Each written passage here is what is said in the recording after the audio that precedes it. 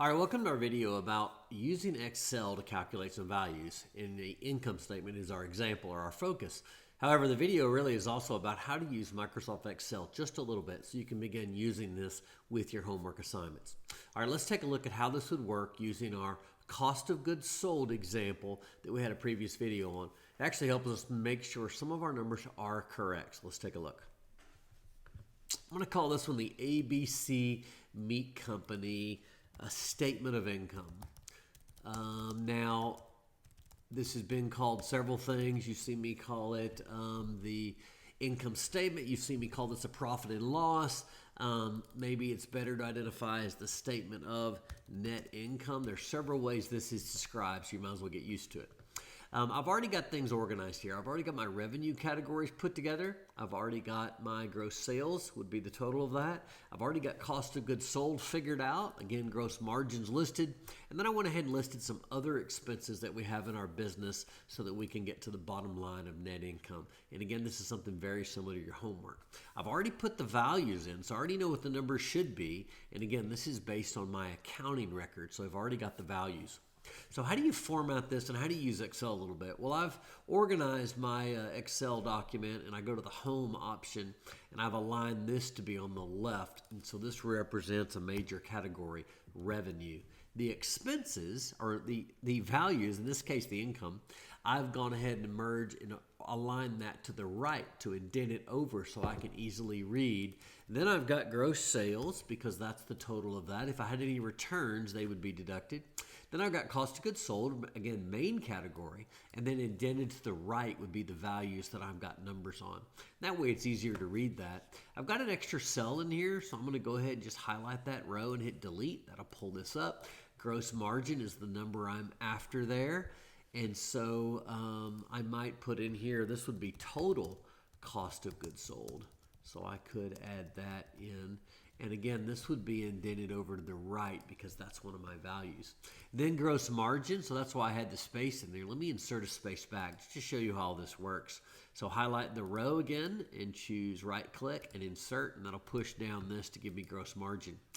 Then I've got my operating expenses. I've already listed them, and then net income is the net result of that. So, all right, let's first talking about the format of this. If you've got cells that are not aligned left or right, maybe that should be centered. Just highlight the cells and choose the center option, and they'll be set right there. All right. Now I've got gross sales of 180,000 and 120. I can actually highlight all of this whole column. These are all dollars. So they should be formatted with a dollar symbol, and I've already got it chosen. That gives me my values with decimals just like I like. All right, gross sales, just simply go to the cell below. And again, in Excel, everything's in a cell. So that 180 and that 120 is a number. That is text. You can see what they're in listed in the cell right here. You can't mix text and dollars together. So if you want to add it up, separate them out, and now I can just choose auto sum is one option. And it will do a formula called equals sum, and it's add those numbers up for me. Another way to do a formula, let me get rid of that. Another way to do a formula is always press equals, and that begins your formula. There's what's showing in the cell, equals. And an equals, and in Excel means nothing other than what do you want to do. So I just want to take that number plus that number and hit enter, and you get the same value, 310,000. The auto sum is just a quick way to do that. It will try to sum anything above it. So I would probably want to put some lines in here to help give me some distinction. So total sales is that. Cost of goods sold is 120 and 180. Once again, just choose the auto sum. It will bring that in. Probably a underlining would help format this a little better. And so that's total cost of goods sold. So what's gross margin? Well, just equals.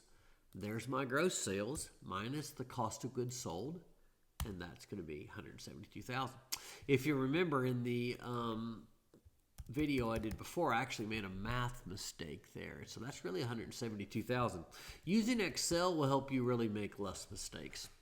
All right, now we come down here, operating expenses. There they all are. I've already got a total I've already done. If you're ever curious what's in a cell, for example, just double click and it shows you the work that you've done to create that calculation value.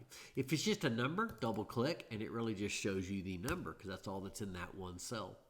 This total down here adds up all of that, and so that's the total, 124,500.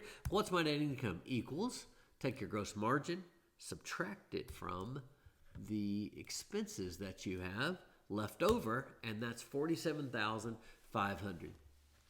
So you can do a lot of things here, like, for example, percent gross margin of sales.